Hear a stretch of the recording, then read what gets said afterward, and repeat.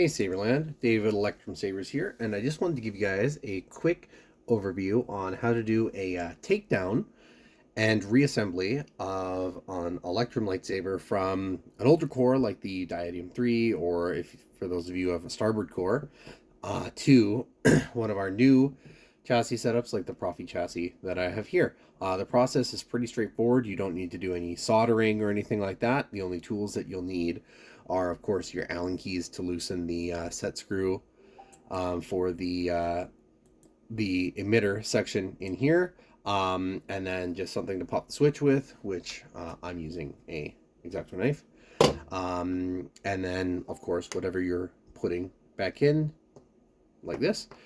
So let's get started. So first thing you're going to want to do is grab your saber. Let's remove the pommel. This one has a set screw pommel, like so. This one has one of the starboard cores in it. So to remove that, you just push in the tab here and you can pop the speaker out.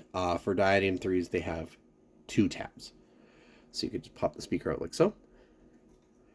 There's a cable that you can pop. It's just a spring connector. Now that you have access to the saber, you have a couple of things you can do. You can pop the switch out with a long implement like a chopstick. I would suggest a chopstick or something that's not metal, just in case your battery has a charge, because if you touch components in there, you might short something, and you don't want to do that, just in case you want to use the electronics for something else. Or you could just pop the switch and feed this through. I find that it's typically a little easier to do it when you pop the connector for this. It'll be a little hard to see, but if you look in there, I don't really have a light. There we go. If you look in there, you'll see there's a connector, a white connector, right there. And you can actually take your stick here, try to do it so you can see, and you can just use the end of your stick along the sides, just pop, pop, pop, pop until it's loose. So just a little bit of a flick, flick, flick, flick, flick, and now the connector is popped. So once we've done that, we can loosen the emitter section. There's a set screw on the back that'll be lined up with your emitter section. On the Aegis, it's right here. Pop that, loosen it a bit just so that the screw is backed off. Now you have a little bit of play. And now you're going to want to pop the switch. So with the switch, you can actually just use any long, thin blade, get in along an edge, pop it like that, and you're good to go. Don't worry too much about the switch. You're not going to reuse the switch that was on your saber, because the electronic system that you're using will actually come with a new one, since the LEDs are actually wired in reverse. Their polarity is swapped, so you can't use this one again unless you want to replace the LEDs. Oh, let me pop that back out again. There we go. Popped. So now you can use your finger, push the electronics up. You'll see a plastic ring. You can feed this back out and out that little hole, just like so. And then slide the electronics back. Oh, might be easier to go the other way because there's a cover check screw there. There we go. Ta-da! So now you have an empty lightsaber. Now, putting the new electronics in is pretty simple. You simply grab your new emitter section, and then you'll feed the switch like so in through the emitter. Feed this down, and then your switch is right there. Use something to grab them. You might be able to use your fingers or just some tweezers. I find that tweezers are super helpful all the time for everything. And feed that back out. Push this in. Make sure it's not getting caught on anything like a set screw or something like that. I could just give it a quick push. There we go. And you'll see your electronics there. You want to push it down just a little bit further. Put your switch up, because what you're going to do is now there's a set of pins in there that you want to line up your electronics with. This is pretty straightforward. Where the switch comes out, you want to align with the flat part of your chassis. So when you're putting in your chassis like this, your flat part is pointing up, and then you can see the pins there. Line them up, push them together, make sure that they're lined up.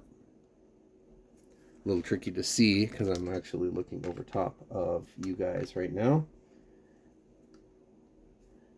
Make sure they're lined up, and they'll actually just slot together just like so. Then this part sits flush against the end of your saber there. You can actually twist it just a little bit to straighten this out so that it's nice and in between both holes, perfectly straight. And once that's done, all you have to do is set your set screw.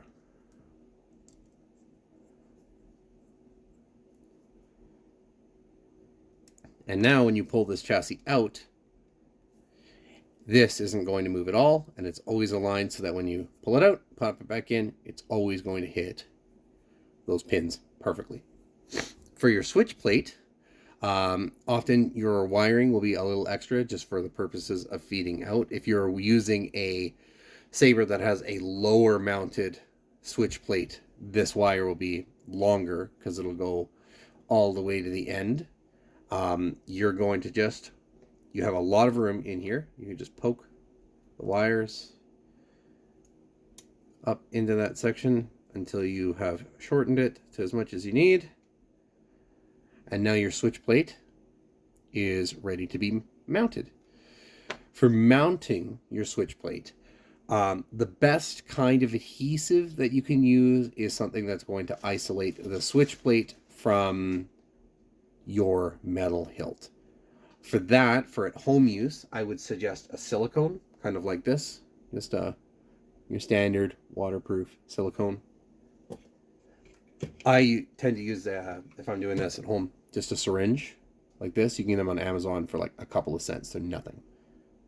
And then you can actually just put a bead around the whole thing, pop your switch in, and then tape it in place, or use a handy switch clip. I'll actually release the STLs for these so that if you wanted to 3D print one at home and then clip it on there, you could do that as well.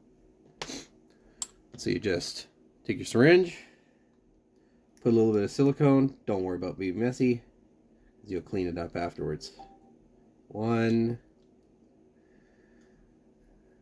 2, 3, and 4.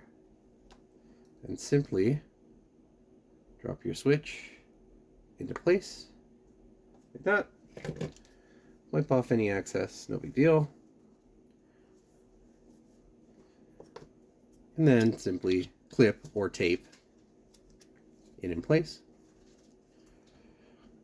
And after about an hour of that setting, your saber is fully installed and good to go.